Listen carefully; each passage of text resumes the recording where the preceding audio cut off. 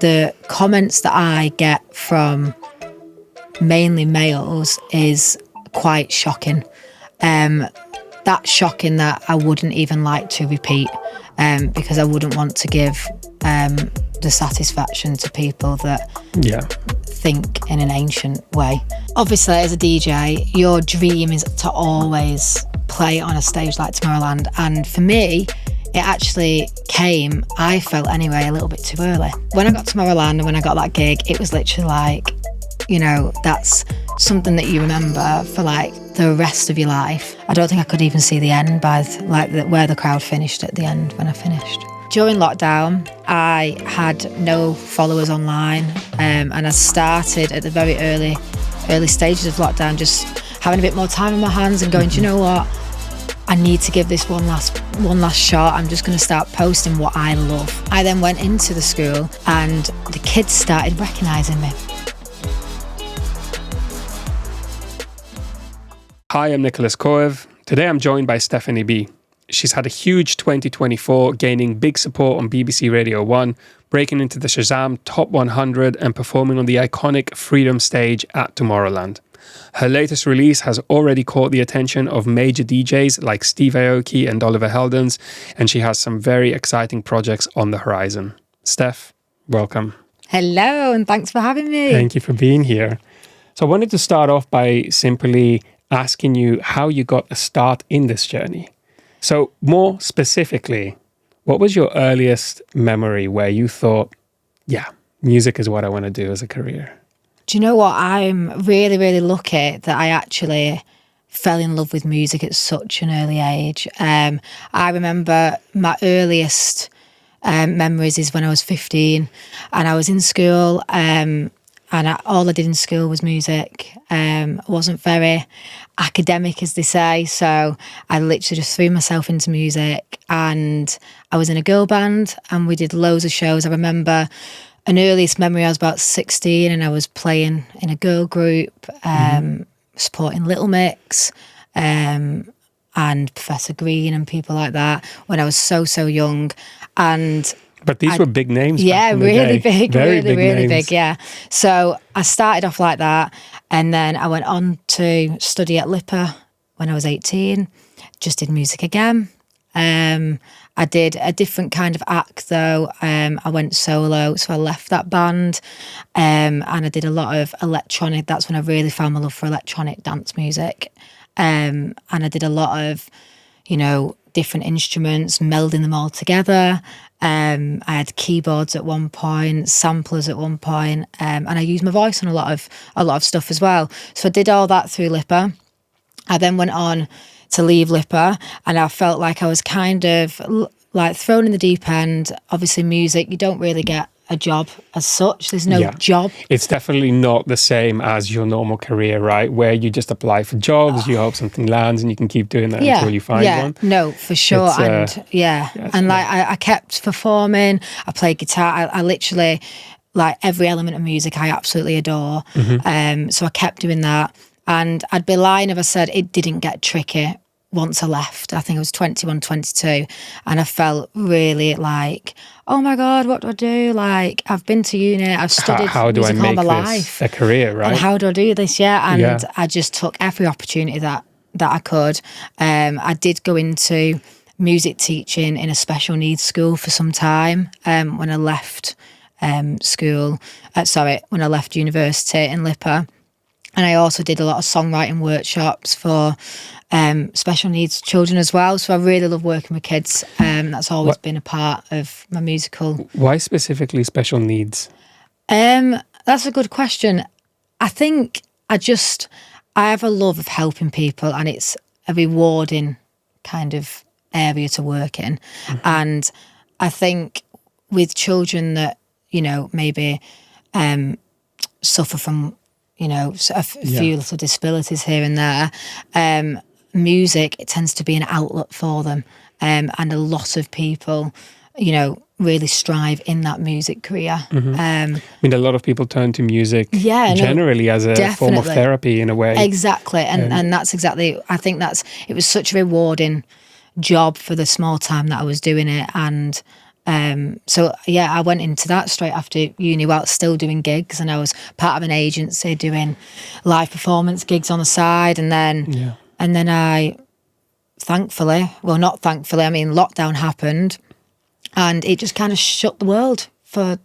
Did the lockdown give you time to really focus on music? Yes, because when you're up against life in the sense of, you know, there's like, how do I get a job? How do you want to earn money? You've got to earn money. There's a balance between earning money and living your passion.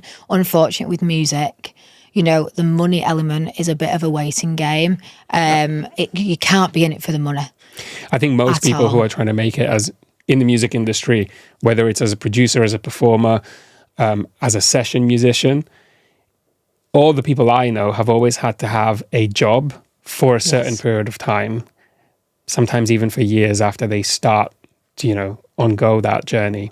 But eventually there is a turning point. Yes. Where you do have the capability to quit whatever side job you've got going on and focus all of your attention on music. Yeah. And this turning point usually comes as a result of experience, you know, more accurately as a result of financial independence, or at least enough financial independence that you can focus therefore on music, whether that's from income through musical means or something else. 100%. And what was that turning point for you where when you were able to I gave up that. Right. I'll always remember this. So during lockdown, I had like no followers online, and I started at the very early stages of lockdown, just having a bit more time on my hands and going, do you know what? I need to give this one last shot. I'm just going to start posting what I love on social media and my own mixes, the music that I love. I started doing that, and I was also working at the school. And once lockdown started to ease a little bit, back end of 2020, 2021, I then went into the school, back to my day job, and the kids started recognising me. Of course. So all kids have social media these days as well. And I was like, oh, that's so great. this was because you were posting during the lockdown period. Yeah. And I still in a way you gained a lot of recognition on social media, a lot of followers. Yeah. People then knew who you were through social media when you went back to your teachers. Knowing me, and I was like, oh, that must have been really exciting for them. It was lovely, but you know, it's not something that line of work, you know, you want to try and avoid that.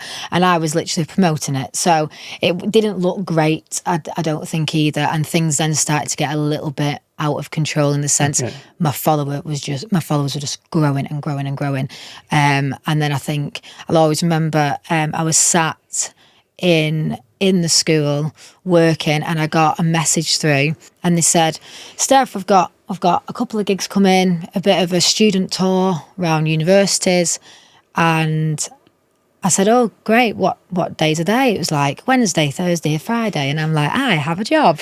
And I was like, right, so now I've got to think, what do I do here? Because I've got stability in my job.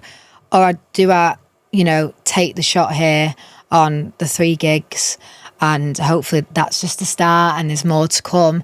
And do I do that, and, you know, do teaching on the side, more private work, to try and keep me afloat like that. So that's exactly what I did, and that was the turning point. I thought, I'm going to be turning down gigs that I've wanted for since I was a little girl, and I can't do that anymore.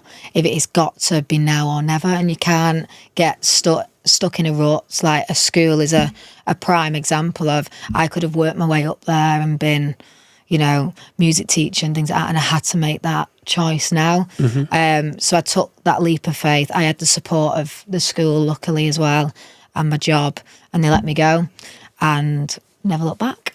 Best thing I ever did. And it was a massive risk as well. That's really great. It's interesting to hear exactly what your turning point was, because a lot of people experience that. It tends to be different for everyone, I think.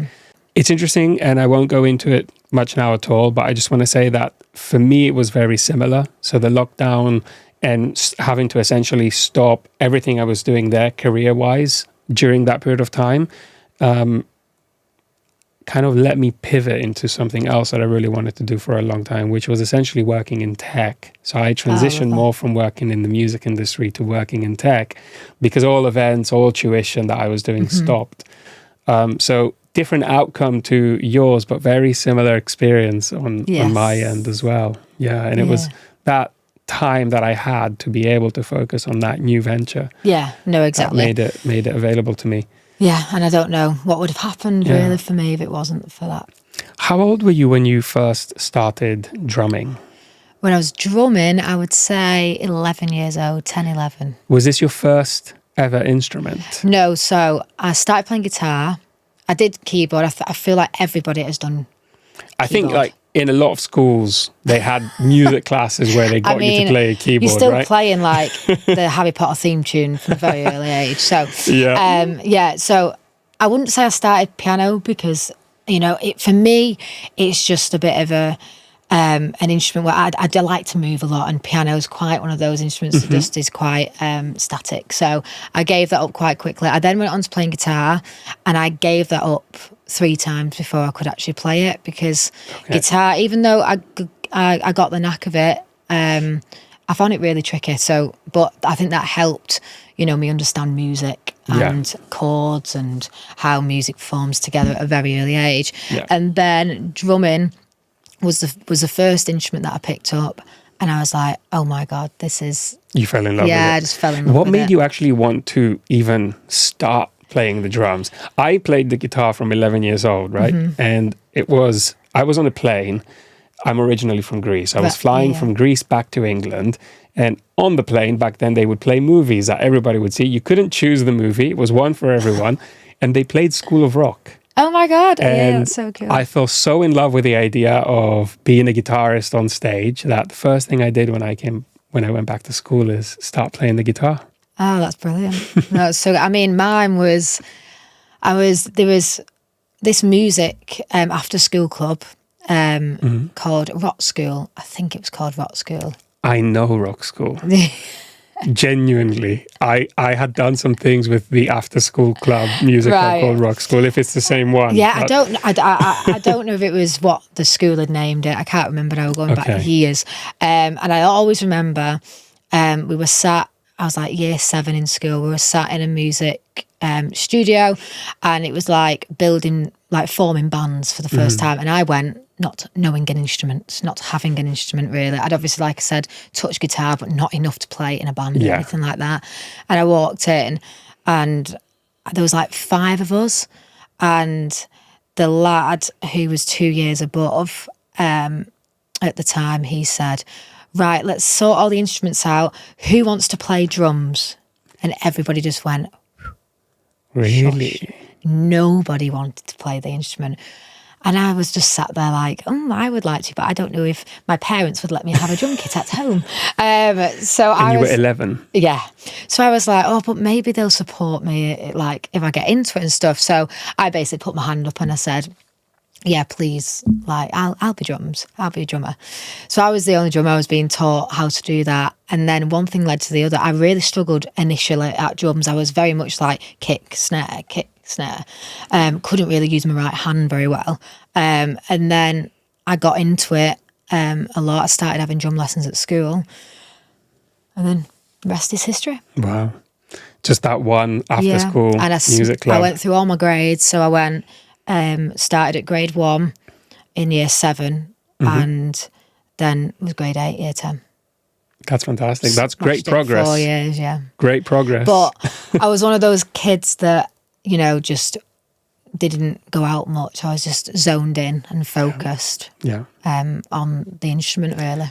What did your transition into electronic music look like? Because I assume when you were growing up, you were playing a lot of rock and roll, maybe metal music. Yeah. At least that's what I know other drummers would play as they're learning to play the drums, right? Yeah. So what did that transition look like for you, moving from the more traditional drummer role into a more electronic, percussive role? Yeah, I think obviously drums, acoustic drums specifically, they don't lend themselves too well to dance music, electronic music, as everything's electronic usually.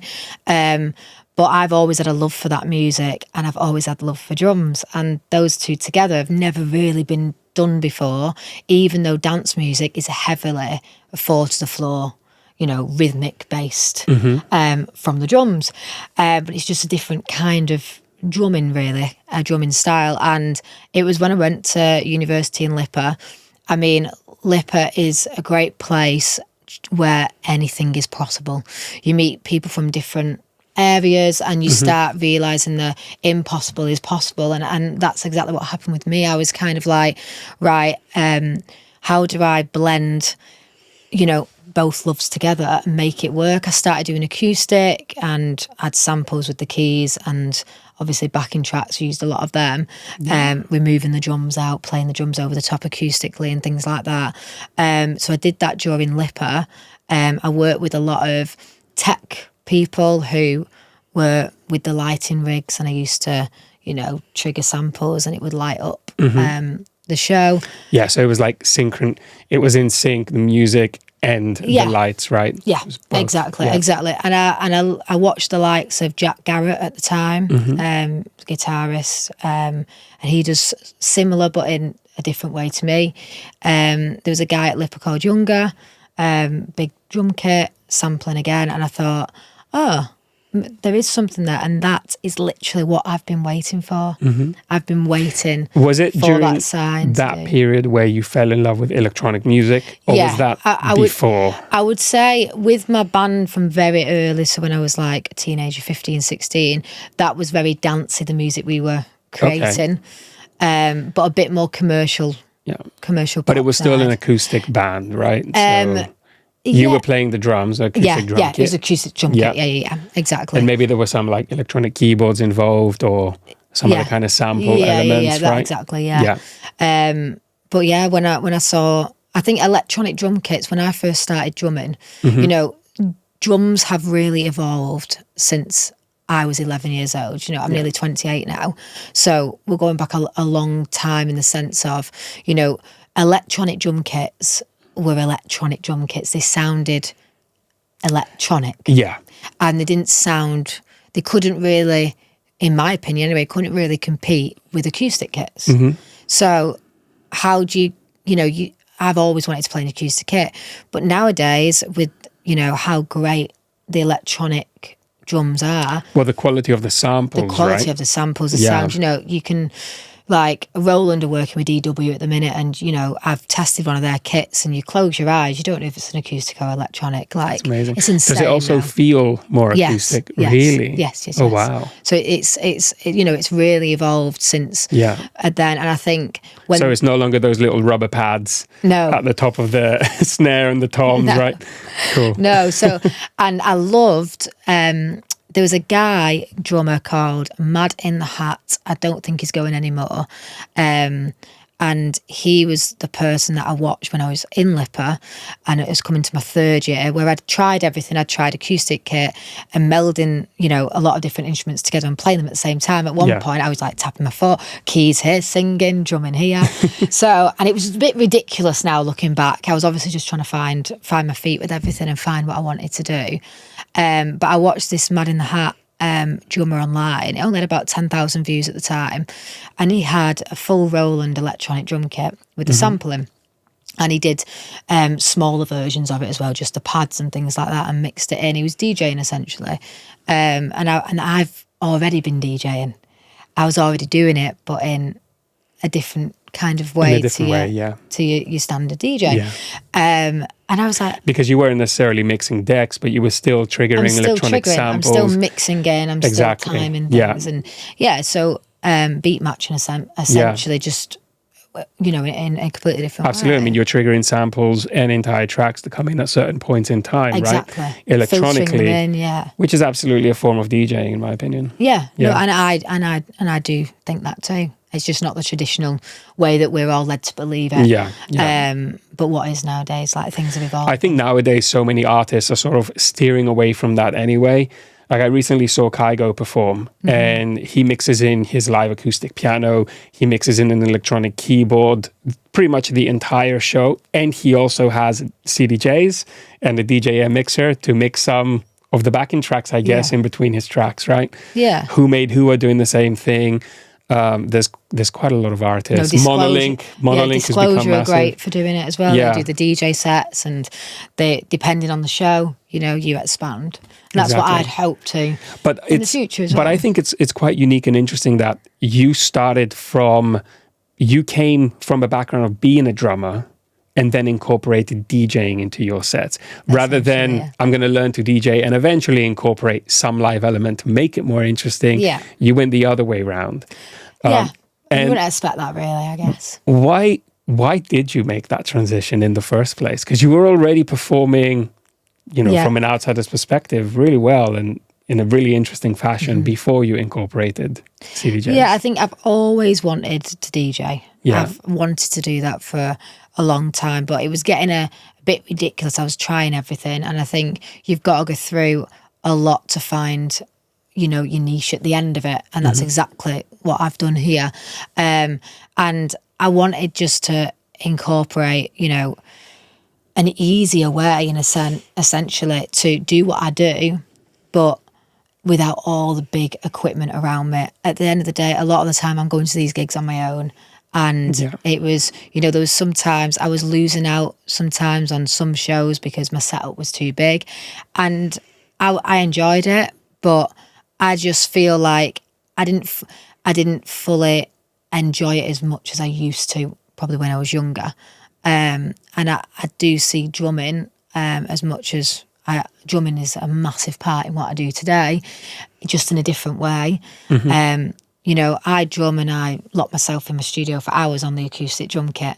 That's your release, right? Yeah, it's more of a hobby these days, and it's just not the way that my music career has lended itself as I've moved on. Even though drumming is a massive part, like I'll still do a lot of demos on drums that I worked with Roland for the new SPDSX Pro launch, and that was a full kit with things. So I still play, and I still play all the electronic drums, but yeah, just not the full acoustic kit as much these days. So you work with samples a lot. Yep. And a lot of these samples are maybe sounds that you find online that you manipulate. Maybe a lot of them are sounds that you record yourself. Is there any specific process that you go through in order to create your samples? And is it perhaps that gives you the unique sound that you have? So I guess in a way what I'm asking is, what's the process for curation of the original, the initial sound, and then any particular manipulation process that you go through? I think, sometimes with a sample, I want it to sound exactly like the original for a live purpose, and to be able to do live mashups and things like that. So sometimes I'll chop up that sample from the original record just for live purposes. Other times I'll recreate it to sound very similar, but maybe slightly. But it's still different. Original. Yes. Right? Yeah. I recreate some of the samples from complete scratch, just from listening. Kerncraft sample is a prime example. The tricky one with that is that it kind of needs, a lot of different. It's got a lot of more elements than just one shot hits to that sample. So a lot of layered sounds, right? Yeah. So I have to. I've recreated like the lower part, the bass part of that sample, pop that onto a loop, and then I loop that, and then I'm one-shotting, da-da-da-da-da. Yeah. Absolute tune. You get a lot of inspiration from other records, right? Yeah, for sure. Like, I love energetic records. I love the old school stuff as well. I'm sure, like from like my socials, I'm always trying to rework a lot of the old school classics and mashing them up with new school, mixing them with new school. So, do you think there is a perception of fear generally with people resampling elements from popular records that they like? And do you think that maybe we should try and get away from that? Because at the end of the day, everyone's done it, for the longest time now. Mark Ronson has spoken about this so many times in his speeches and his interviews around how, the name of the game is resampling. When you resample, you still use it in an original way, right? Yeah. It's still a new record that you're making with it. So do you think that there is perhaps a misconception or a fear that would be good to just push away and allow people to start being creative again with samples? Yeah, I think, whenever you recreate a classic, I mean, I have done a few, and I do post quite a few, and you're always going to get controversy with that. The classics, the leave them alone, is an absolute common one. You don't have to listen to the new version if you don't like it. Exactly, that's what I say. The classic is always there. But a classic is a classic for a reason, and I am inspired by them. I'm not taking anything away from the original, and I will never take anything away from the originals. The originals are amazing for a reason, hence why I love them. A lot of the time when I'm recreating them and reworking them, it's because I just want a fresher version, or a more up-tempo version, or one that fits my style a little bit more, mainly for my sets. For example, I reworked From Paris to Berlin, which was an infernal record. There is no samples from the original that I've resampled at all. I've actually completely stripped that track from what it was, and I've actually put my own vocal on that record. Nice. So not even sampled that own vocal, and pushed up the tempo. And I made that track. I produced that for the purpose of a live show. In the second drop, there is a tempo change, which in my head when I was making that, it was an audience engagement thing, to get the hands waving, and a lot of the gigs, that's what that song does. Yeah. And it's a really good moment in my set. So I don't think there's anything wrong with reworking tracks that are fit for purpose for you as the artist, and that's what I've always done. And if they resonate with people commercially and on a wider basis, then fabulous. But I don't do it to take anything away from the original classic. However, I do think, we are hearing a lot of reworks. And there's, I wouldn't say there's too much bad about that, but, we do want to keep the original music. And we want originality still, right? Yeah, but there is originality with the reworks as well. Yeah, of course, so, there always is. Of course. When you take something and manipulate it, you're changing it from what it originally was. Yeah, 100%. But I see what you mean, in the sense that sometimes it can be a very close one-to-one relationship between the original and the, quote-unquote remake. And other times you do get inspired, and perhaps you take elements of an existing track, but you make them into something completely new. Yeah. Also, at the end of the day, when you use a sample library, a popular sample library that you've bought online, right? Like, free license to use completely. Those samples have likely been used in many other tracks as well. It's about how you use them. Yeah. Right? For sure. I wanted to touch on the topic of women in the industry. Now, historically, there hasn't been that many women relative to the amount of men that work, particularly in the electronic music scene. I think generally in music, but especially in the electronic music scene. However, over the past, from my perception, around 10 years, I've seen a massive increase in the amount of female DJs that are becoming known in the scene. And first of all, that's wonderful to see.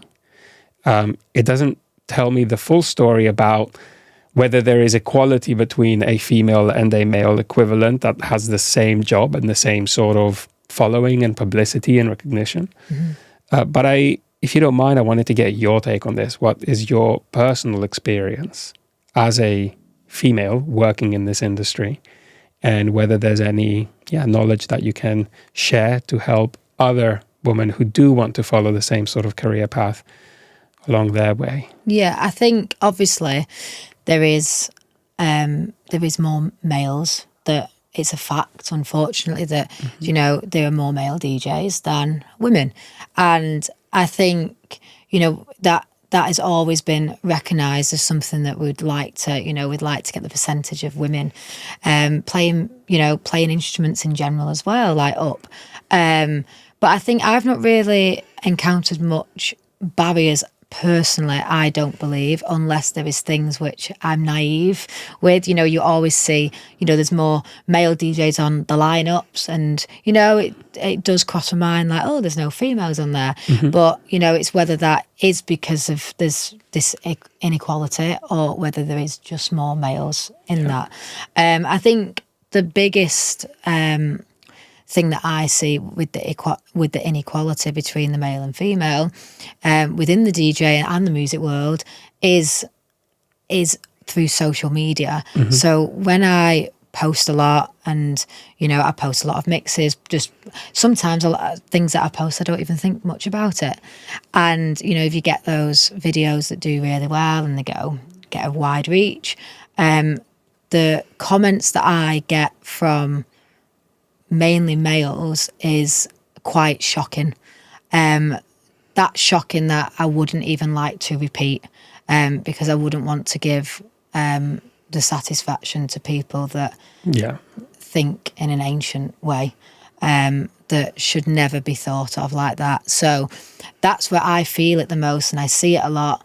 And you know, the views out there is some real, you know, nasty views out there about the differences between men and women. But I think, you know, when I was in school, I was the only drummer, I was the only female that was really into music as much as, you know, anyone else was. And I think nowadays, you know, you've got more opportunities for women, which is great. So I do see that, you know, that gap closing ever so slightly. Whether it'll ever be equal, you know, that goes across this is where I become a bit of an optimist, because based on the growth that I've seen over the past 10, 20 years, statistically, I'm thinking in my head, there's no reason for that to go away. And so eventually we'll equalize, which is really nice to think about. Particularly, I asked about your experience, your personal experience, because I think this is one thing that people don't necessarily realize, is that, yes, we are increasingly becoming more equal in terms of opportunity, but I think there's still a lot of stigma perhaps in the industry, not necessarily even in the industry, but amongst people that are involved in the industry. And, you know, if we shed light on that, hopefully more and more people will realize that these sort of things shouldn't happen. And that it's a wonderful world to live in if both women and men had equal opportunities, equal respect. And I mean, look at the music that you're producing, the content that you're making, your creativity. If women weren't allowed to do this, we wouldn't have this, and it's a blessing that we do, right? Yeah, for sure. And I do think, you know, there is more, you know, people play more male DJ music as well. It seems to be the case with the stats. And honestly, I don't know why that is. Okay. Yeah, like, I don't know why that would be. And I'd like to think that it isn't anything to do with a male DJ and a female DJ. But as the stats do show, you know, there is more music being played that have been produced by a male DJ than a female. Well, hopefully we can keep pushing for change. I'd love to see that. And I love to see more and more people like you, and I love to see your success. And I think this in itself is pushing for change as well. Seeing, you know, a young woman who is clearly leaving her mark on this industry and doing it with pride and doing it with a great quality of work. And I think that alone actually is pushing for an overall shift in this industry. Yeah, well, there's no barrier with what you post on social media as well. So every person, no matter your gender, you can go and post on social media and let the algorithm take its toll. So I also wanted to ask you if you have any advice for any aspiring DJs or musicians. You've obviously got a lot of experience under your belt, and I'm sure there's a lot of insights that you can share to help others who want to also pursue a career in music. Yeah, I think obviously it's a given. Hard work is, you know, it doesn't come overnight. Nothing, no career comes overnight. And I think you've got to make mistakes along the way to actually learn and to pursue a career in music. I think you've also got to make enough noise everywhere.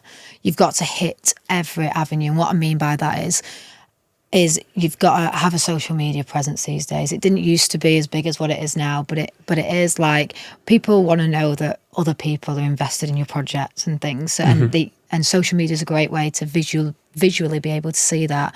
And you want to be able to do that. You want to hit it head on with your music production and, you know, practicing your DJing skills. Like, you know, nobody can be fooled in this industry for a longevity career. You've got to, you know, get the basics down, get the technical skills right, and, you know, spend a lot of time doing that. Like I still, you know, at least any time I'm in the studio, I will sit and just practice and practice and practice, and to get better. You know, I still do my drum rudiments, like my singles, my doubles, my paradiddles, just so that I'm always, you know, I'm always playing and learning and growing my technique. So that is really important. But I think as well, building things around, you know, you as an artist as well. So like, you know, having a side podcast, having a side radio show, having a side record label, having a side events company. Essentially growing your presence, right? Yeah, in everywhere, making noise everywhere, have a release strategy, you know, that,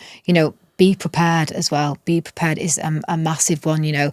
You never know when a label is going to come to you and say, hey, I love that track. Do you have any more like that? No, I made that yesterday and I've put it out today. You know, you want to work in some kind of advance, and it takes the pressure off you as well. Yeah. If you do it that way. This in a way means that you take it seriously. Yeah. So of course to summarize it, you mentioned honing your craft. So never stop practicing, never stop learning. Understanding that social media is the most powerful form of marketing and building a brand in today's world. So putting a lot of focus and emphasis on producing quality social media content, right? That matches with your brand voice. Yeah. And then also being as active as you possibly can, right? And in a way being over-prepared, because like you mentioned, if a label likes one of your tracks and they ask if you have a few more, you want to be able to say, yes, I do. Not, nope, give me a month to make a few more. You don't want to lose out on an opportunity just because you've not got it yet. Yeah. And actually, a lot of people that I know, in some cases, start producing and releasing music before they even learn to DJ. And there has been a few cases where they've been invited to perform at gigs and they don't know how to DJ. Yeah. Right. So I know a few that have had to, I need to learn how to DJ because your production career's taken off. And that goes back to you saying, be prepared. Yes. Right. Ensure that you know what you're getting yourself into and prepare for everything you might need to do in order to make this a reality. For sure. You mentioned brand building. Do you have anything more to say around what it means to build a brand? And are you doing or embarking on any ventures around that yourself? Yeah, I think for me, I'm really venturing into, you know, really hammering home the brand of Stephani B. For the last few records that I've released, it started with my silhouette. So on all my records that I've released and that aren't collabs, mainly solo produced records, I've been putting my drum silhouette out, and that's just literally a tracing of me at a live gig with my hand up in the air with my stick, and that's on all my album covers now. And my plan is that I'm currently in the process of getting merchandise ready with that logo on. I've also started to build my own radio show, which it could even be out when this episode comes out, so it's literally dropping in the next couple of weeks. Just in case it does come out, where can people find it? It's going to be Drumbox HQ on all social handles, and it's Drumbox Radio by Stephani B. So the whole point of that is to showcase mainly unreleased music or new music that has recently dropped that week. And my plan is to do weekly episodes. People that follow me can see a different side of, you know, the new music that I'm listening to, with obviously the classics and things like that incorporated into that show and things that still inspire me. But yeah, that's what I mean by brand. Is you want to make noise everywhere you can, and to the point where you know you can't be ignored. Yeah, that's great. I'm definitely going to tune in. So Thanks. unreleased and very newly released music, right? Yes, And I'm assuming for this sure. is also going to be another way for lesser known artists to try and get some recognition, right? Yeah, for sure. And I think that's Yeah. really important. I do champion the new artists coming up, the up and coming artists, and any music like that, I'm always wanting to play, and I do play it in my sets as well. And I think it's great when more established artists support newer, more up and coming artists, people that perhaps aren't necessarily as well known or aren't necessarily making enough money to pursue this full time. So I encourage more of this. I think it's great that you're doing this stuff. Thank you. Yeah. What was the radio called one more time for those who missed it? Drumbox Radio Drumbox Radio, and it will be Drumbox HQ on social handles. Great. Now, technology is all around us. It's unavoidable at this point. If you live in any sort of developed, civilized society, you've got technology left, right, and center. As a result, there's been a lot of technological evolution in music as well. We've gone from playing vinyl records, which some people still do, and it's great, but we've gone primarily from that to playing with digital decks, right? And we went from all analog recording and mixing equipment to, producing everything in a DAW called Ableton or Logic Pro, right? And having everything as immediate access to you whenever you need it on a small little laptop that you can take with you anywhere. Yeah. How do you think technology has affected you specifically as a musician? Because you came from an acoustic drum background and now you're producing electronic dance music, you're performing with sample pads. And of course, I could infer how that's affected you, but I want to get your take on this. Yeah, I think, it's great that you're able to have so many, like the opportunities are endless now with technology. And I think I'm able to, adapt sounds a lot easier now that I'm on the electronic kit. And that has really helped bond my production in dance music into my drumming. And it might be that I use an acoustic sample to begin with, but then I layer it with an electronic sample. So you're able to use them both and to get a unique sound. Yeah. And sometimes I record directly from my my SPDXX Pro pad. I record directly from that pad, the sample pad, into my production DAW, which I use Logic Pro. And I record sounds directly from there, and I can manipulate them either on the pad or in my DAW, which is great. Yeah. Do you feel as though people are losing touch with acoustic music and acoustic instruments? Or do you think that that's still very much present? It's just evolved to gel with electronic? Yeah, no, I think it hasn't gone away by any means. There's a lot of, different genre artists that I'm very aware of that are coming up as an acoustic band. Yeah. I just think you get a lot more now, even your heavy rock, your metal bands, they're using even the SPD to load in claps or just some kind of backing track synthesizers. Yeah. With the acoustic elements, it fills the stage more, and it's better for the audience, the listener, even though they're not aware of it. The other thing is with drums as well. These days, it's like, I remember, it takes a long time to set up an acoustic drum kit and sound check. With the evolution of these drums, it's a sense of, well, I know I've already set the EQ level. I've already compressed that snare drum. I already know that, when you plug it in on stage, it's right and it saves everyone. And you don't have to worry about mic setup as well, mic placement. No, and it looks like these electronic kits now, they actually look like an acoustic kit as well. Wow. So you don't lose much there. Still feels very organic, and in a sense, it's recreating an organic acoustic drum kit in a somewhat digitalized way, except still in the physical space that we live in, right? Yeah. Which seems like a really beautiful kind of mergence of technology of the modern day, digital technology and analog tech and acoustic instruments. Sure. Yeah. And finally, on this topic of technology, do you see any major shifts over the next decade or two that you think will impact the way that we listen and play music? I think obviously we've got to contend with the wonderful thing of AI. That is a thing, and that is being used more than we even know, especially within the music world. You know, the opportunities that AI can bring, the speed of it, and you know, it is coming into music production. Already there are artists that are using you know, AI to recreate original vocals, and I do think that's going to continue.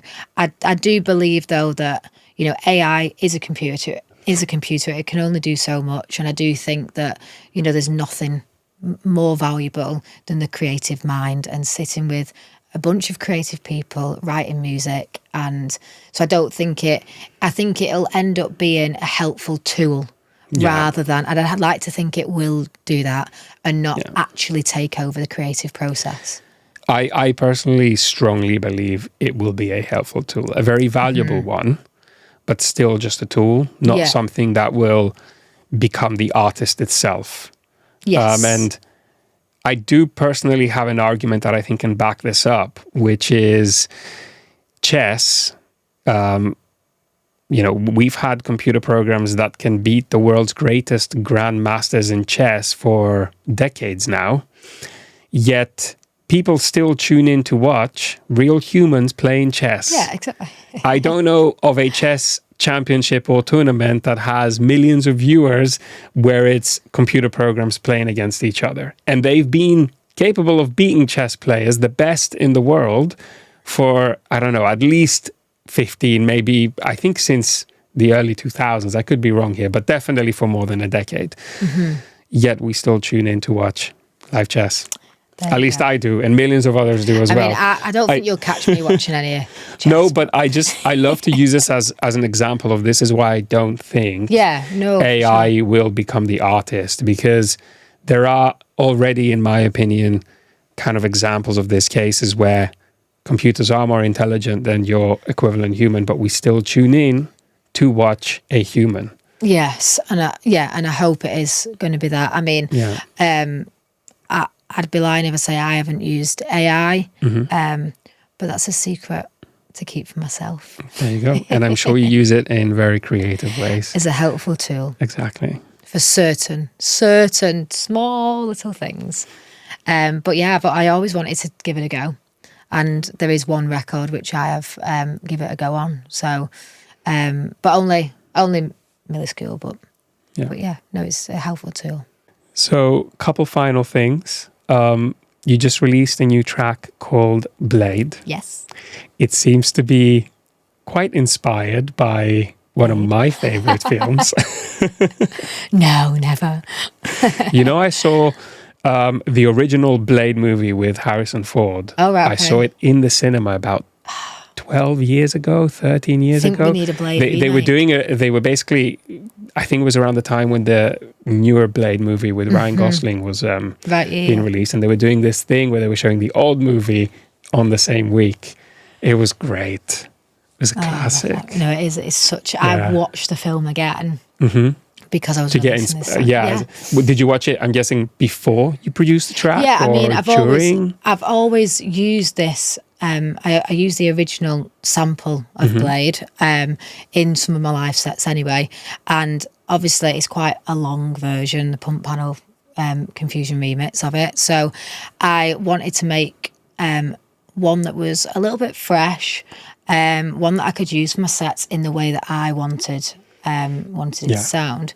So that's what inspired it. I've always loved that sample, and I love samples anyway, getting them on my pad. So I thought, why not give this one a whirl? That's really cool. And that's another example of you haven't necessarily taken or sampled Blade or any sound from any of the Blade soundtracks, but you've taken inspiration from it, recreated something somewhat similar that has the essence of the soundtrack, and then made it your own. Yeah, everything on my version of Blade has been completely remade. There's no really cool sampling from the exact sampling from the track. It's all a recreation.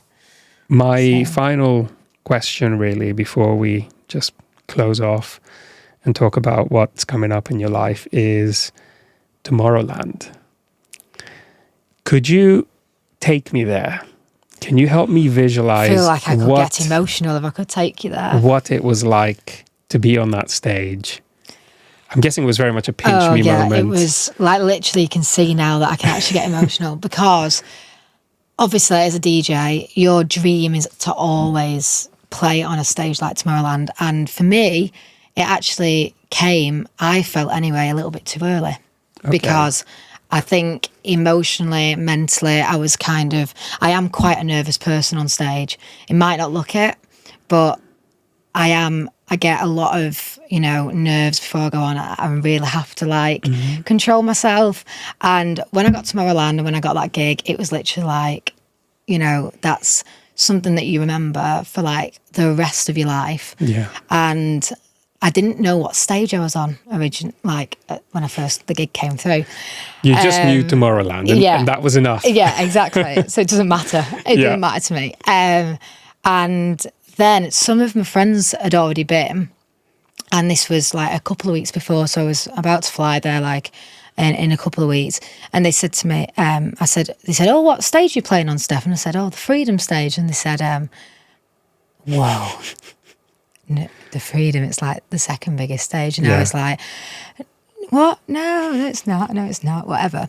But it was the second biggest stage. It was massive. It's just massive. So many people. I've seen the videos as well. I've seen the almost the entirety of your performance on YouTube because it's been uploaded there. And yeah, I know. First of all, really good, but also, massive crowd. Yeah, so big as well. So I got there and, it's not a stage that you actually walk onto. I'm sure you can, but I didn't anyway for my set. So I actually got to the Freedom stage. I went underneath the stage so you could hear things, but one, you didn't know what it was like. Two, you'd not actually seen the crowd. Three, you didn't know how big it was. And you entered from the back, right? So you didn't see the crowd at all. So I'm underneath this stage, what's going on? And it was a stage that actually brought you up. And I actually passed, when I finished my set, I actually passed the act that was coming on after me. Like in the Taylor Swift concert. From the stage, I was like, oh yeah. Which was quite cool. So I literally got, I don't even know what they call these. Platform. Platform stage. Elevation platform. Yeah, so I'm getting elevated like this.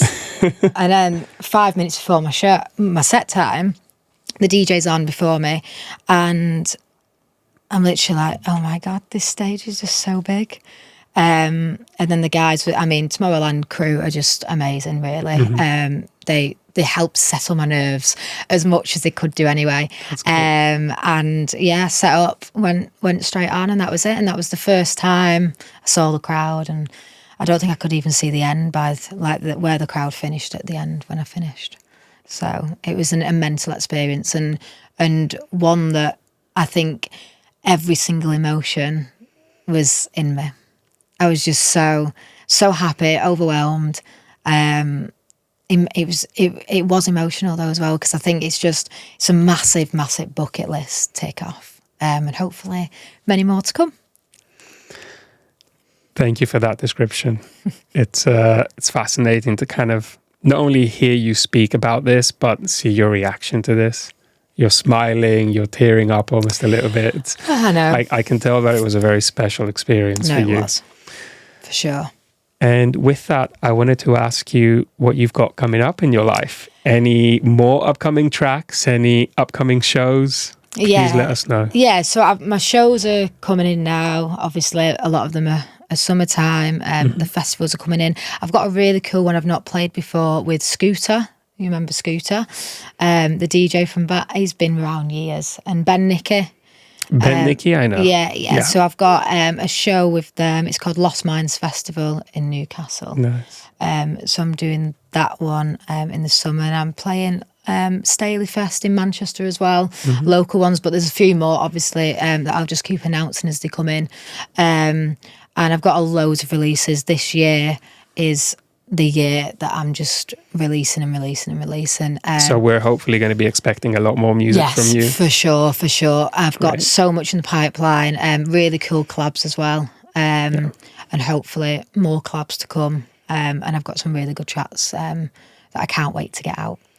And where should people follow you so that they can find and stay up to date with all of this information? You can follow me at Stephani B Music on all platforms everywhere.